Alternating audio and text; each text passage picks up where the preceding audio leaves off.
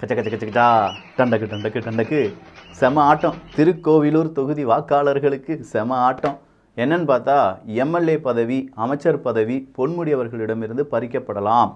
அப்படி பறிக்கப்பட்டது என்றால் எம்எல்ஏ கண்டிப்பாக அங்கே ஒரு எலெக்ஷன் நடத்தி ஆகணும். மறுபடியும் போடுறா டண்டக்கு டண்டுக்கு, ஓட்டுக்கு காசு 2000 ரூபா, வாங்கிக்கோ அப்படின்னு சொல்கிற மாதிரி. தயவு செஞ்சு ஓட்டுக்கு காசு வாங்கிறாதீங்க மக்கா, தயவு செஞ்சு சொல்கிறேன். எல்லா இடமும் அடிபட்டு இருக்கு. அங்கே தென் தமிழகம், சென்னை அப்படின்னு சொல்லி எல்லா இடங்களிலும் அடிபட்டு நிறைய மக்கள் உண்மையை உணர்ந்துட்டு இருக்காங்க. இந்த நேரம் மறுபடியும் 2000 ரூபா கிடைச்சா போதும், நான் யாருக்கு வேணாலும் ஓட்டு போடுறேன்னு சொல்லி எந்த கட்சியும் ஜெயிக்க வச்சிடாதீங்க. அது ஆளும் கட்சியா, எதிர்கட்சியா, வருங்கால கட்சியா, எதையும் பார்க்காதீங்க. நல்ல மனிதர்கள் நிற்கிறார்களா, நல்லது செய்வாங்களா, கொஞ்சம் உங்களுடைய மூளையை யூஸ் பண்ணுங்க, உங்களுடைய பகுத்தறிவை யூஸ் பண்ணுங்க அப்படிங்கிறது தாழ்மையான வேண்டுகோள். பொன்முடி அவர்கள் அதுக்கு முன்னாடி அந்த மனுஷனுக்கு ஏன் டான்ஸ் ஆடி இந்த வீடியோவை பதிவு பண்ணுறேன் அப்படின்னு தெரியுமா? அவர் எப்பவுமே ஒரு வைப்பில் இருப்பார், செம வைப்பில் இருப்பார். எடிட்டர், அவருடைய டான்ஸ் ஸ்டெப்லாம் கொஞ்சம் போட்டு விட்டிங்கன்னா நல்லாயிருக்கும்.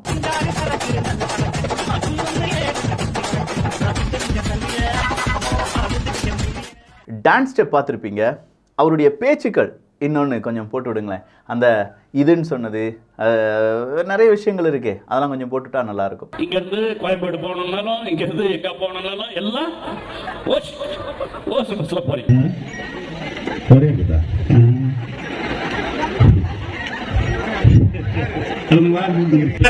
சொல்றேன், இது சும்மா இருக்கணும். கேட்கறவங்கள வந்து இந்த அறிவுரைகளை எனக்கு அப்படியே ஓட்டு கிழி கிழிச்சிட்டீங்க. நீங்க வந்து கேட்கறீங்க நடக்குது. இதெல்லாம் ஏன் போட்டு காண்பிக்கிறேன் அப்படின்னு கேட்டிங்கன்னா, மறதி ஒரு தேசிய வியாதி, அதுவும் தமிழனுக்கு சொல்லவே வேணாம். சரிப்பா, இங்கே நான் மறந்து எதுவுமே போகலை, எல்லாரும் பேசுகிறது தானே அவர் பேசுகிறது. எல்லாரும் பொன்முடி இல்லை, பொன்முடி எல்லாரும் அப்படிங்கிறது கிடையாது. ஏன்னா பொன்முடி அவர்கள் ஒரு 89-90களிலிருந்தே திமுகவில் இருக்கக்கூடிய நபர் அப்படின்னு சொல்லுவாங்க. அதே மாதிரி அவர் ஒரு மூத்த அமைச்சர், மூத்த அரசியல்வாதி.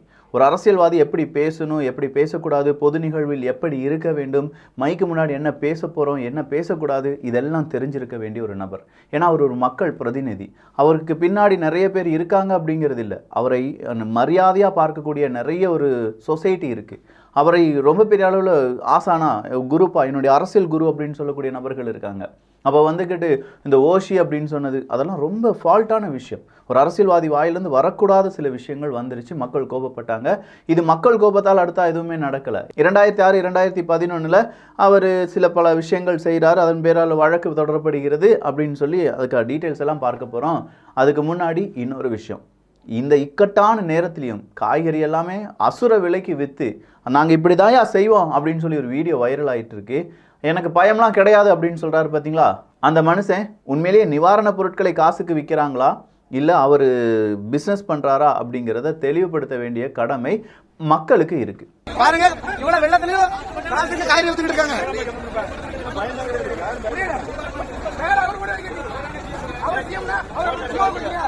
காசு கொடுப்பீங்களா? மக்கள் பஞ்சத்துக்கு காசு கொடுப்பீங்களா?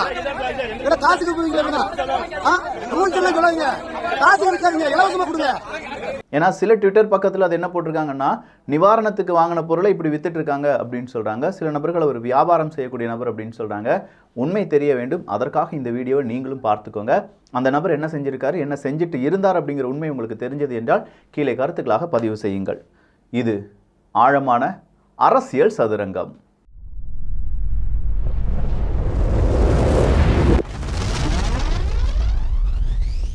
நிறைய அமைச்சர்கள் நிறைய செஞ்சுருப்பாங்க.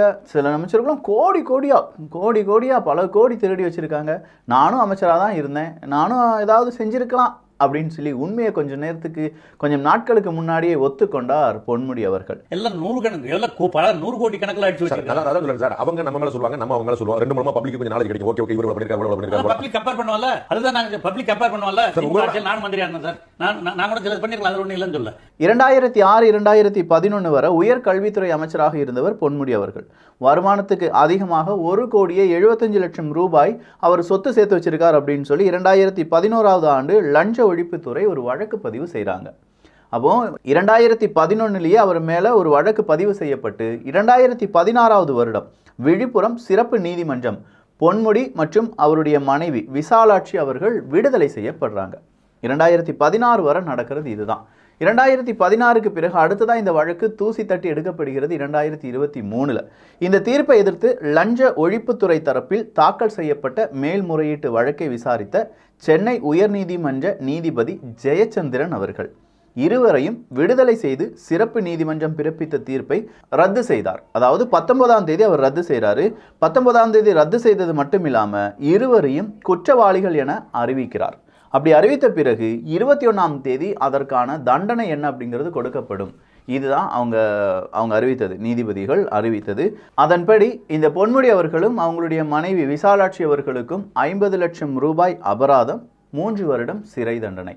இந்த 3 வருடம் சிறை தண்டனை, 50 லட்சம் ரூபாய் அபராதம். இந்த 50 லட்சம் ரூபாய் அபராதத்தை நீங்கள் கொடுக்க தவறிட்டீங்கன்னா மறுபடியும் ஒரு 6 மாதம் சிறை தண்டனை இப்படிங்கிற உத்தரவை போடுகிறார். அந்த தீர்ப்பு அப்படிங்கிறது எழுதப்படுது. இந்த தீர்ப்பை எதிர்த்து விசாலாட்சி அவர்களும் பொன்முடி அவர்களும், குறிப்பாக விசாலாட்சி அவர்கள்லாம் எங்களுக்கு வயதாயிருச்சுப்பா, கொஞ்சம் பார்த்து செய்யலாம் அப்படின்னு சொல்லும்போது, இல்லைப்பா நேராக நீங்கள் அடுத்த கோர்ட்டுக்கு போங்க, ஏன்னா இது உயர்நீதிமன்றம், அடுத்த உச்சநீதிமன்றம் இருக்குது, உங்களுக்கு அவர் அமைச்சர் அப்படிங்கிற காரணத்தினால் ஒரு 30 நாட்கள் இந்த தண்டனையை நான் தடைப்படுத்தி வைக்கிறேன், நீங்கள் மேல்முறையீடு செய்யணும்னா மேல்முறையீடு செஞ்சுக்கலாம், என்ன வேணாலும் செஞ்சுக்கலாம் அப்படின்னு சொல்லி விட்டுருக்காங்க. சரி, இதில் இப்போ இந்த திமுக காரங்க எந்த மாதிரியான ஒரு நோட்டத்துடன் வருகிறார்கள் அப்படின்னு பார்த்தீங்கன்னா, இப்போ இதுக்கான தீர்ப்பை வழங்கிய நீதிபதி, அவர் பெயர் நம்ம என்னன்னு சொன்னோம், நீதிபதி ஜெயச்சந்திரன் அவர்கள். இந்த நீதிபதி ஜெயச்சந்திரன் அவர்கள் அதிமுக ஆட்சியில் சட்டத்துறை செயலாளராக இருந்தவர். ஸோ சட்டத்துறை செயலாளராக இருந்தவர் மட்டும் இல்லாமல் பொன்முடி அவர்களுடைய வழக்கு, அப்போ அவங்களுடைய அசட்ஸ்லாம் இருந்துச்சுல்ல, அதை ஃப்ரீஸ் பண்ணணும் அப்படிலாம் சொல்லியிருப்பாங்கல்ல, அந்த நேரம் அந்த ஃபைலெல்லாம் ஹேண்டில் பண்ணது யார் தான்? இந்த நீதிபதி ஜெயச்சந்திரன் அவர்கள் தான். இதே மாதிரி ஒரு வாதத்தை முன்வைக்கிறாங்க. அப்போ நீதிபதி ஜெயச்சந்திரன் அவர்கள் சொல்றாங்க, இதை நீங்க கொஞ்சம் நாட்களுக்கு முன்னாடி சொல்லியிருந்தா கூட நான் இந்த வழக்கிலிருந்து வெளியில வந்திருக்க மாட்டேன், ஏன்னா இது பழிவாங்கும் நடவடிக்கை கிடையாது, நாங்க நீதிபதிகள், இது சட்டம் சம்பந்தமானது, அந்த சட்டம் சம்பந்தமா என்ன தீர்ப்பை கொடுக்க முடியுமோ அந்த தீர்ப்பை தான் நாங்கள் கொடுத்துருக்கோம் அப்படின்னு சொல்றாங்க. ஸோ உச்ச நீதிமன்றத்துக்கு இந்த வழக்கு போனாலும், இப்போ பொன்முடி அவர்களுக்கு இன்னும் நீதி கிடைக்கவில்லை அப்படின்னு சொல்லி அவங்க உச்ச நீதிமன்றம் போனாலுமே நாங்கள் இதெல்லாம் எதிர்த்து கேட்போம் அப்படின்னு சொல்லியிருக்காங்க பொன்முடியின் வழக்கறிஞர் என்ஆர் இளங்கோ அவர்கள்.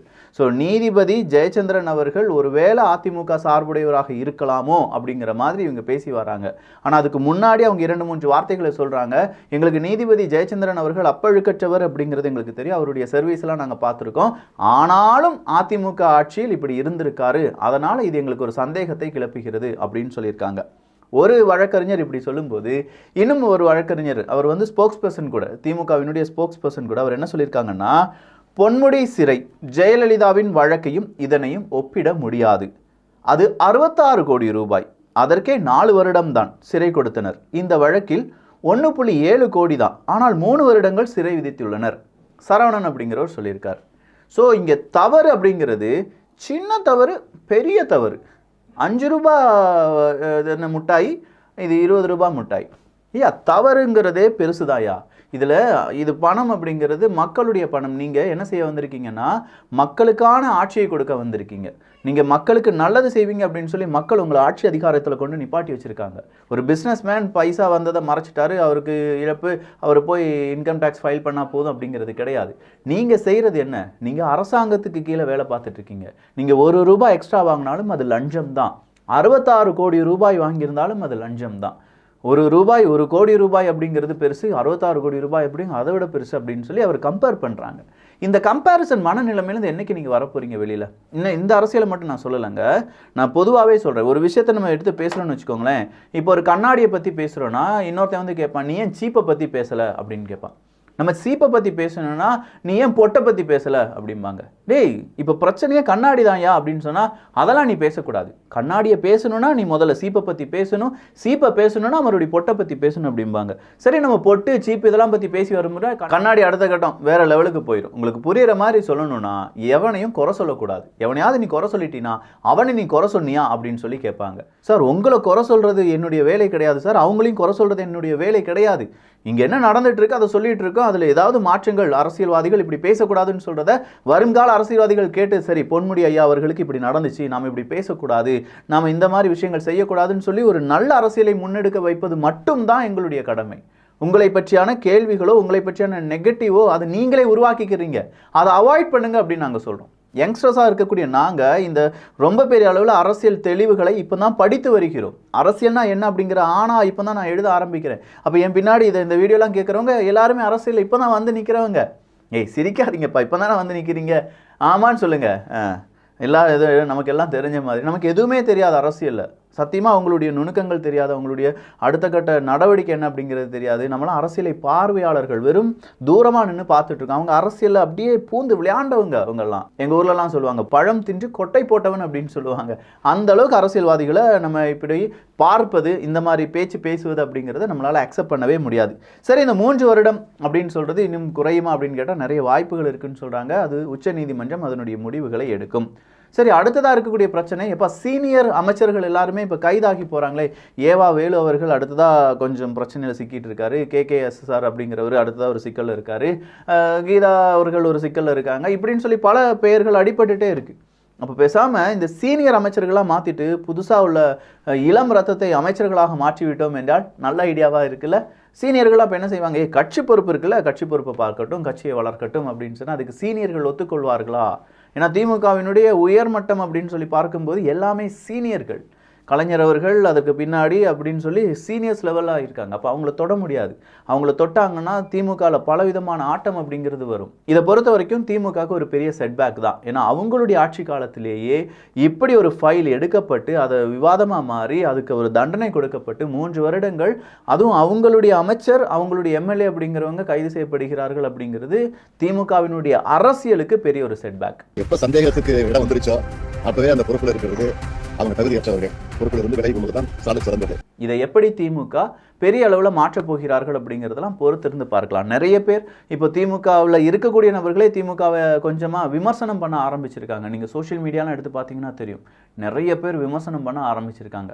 ஸோ இந்த விமர்சனங்களுக்கு அப்பாற்பட்டவர்கள் இங்கே யாருமே கிடையாது. நீங்கள் எல்லாருமே விமர்சனங்களுக்கு ஆட்பட்டவர்கள் தான். ஆனால் அதையும் தாண்டி நம்முடைய தவறை நம்ம திருத்தி கொண்டு அடுத்ததான் நல்லது செய்யணும், நல்லது மக்களுக்கு கொடுக்க வேண்டும், நல்ல விஷயங்களை மக்களுக்கு கொண்டு செல்ல வேண்டும் அப்படிங்கிற அந்த முன்னேற்பாடுடன் இங்கே இருக்கக்கூடிய அரசியல்வாதிகள், இங்கே இருக்கக்கூடிய ஊடகவியர்கள் எல்லாரும் செஞ்சால் நல்லா இருக்கும். நல்ல சொசைட்டியை நம்மளால் உருவாக்க முடியும். ஸோ பொன்முடி அவர்களுடைய 3 ஆண்டு சிறை தண்டனை, அதுக்கு பின்னாடி இருந்த விஷயங்கள் எல்லாத்தையும் இந்த ஒரு பதிவில் பார்த்துருப்போம். நிறைய பேர் அரசியல்வாதியாக மாறலாம்னு நினச்சிட்டு இருப்பாங்க, நிறைய பேர் அரசியல்வாதியை திட்டணும்னு நினச்சிட்டு இருப்பாங்க. யாருக்குனாலும் இந்த வீடியோ ஆப்டாக செட் ஆகும், அவங்களுக்கு நீங்கள் ஃபார்வர்ட் பண்ணலாம். நல்லதை பகிர்ந்து நல்ல சமுதாயத்தை உருவாக்குவோம். நன்றி, வணக்கம்.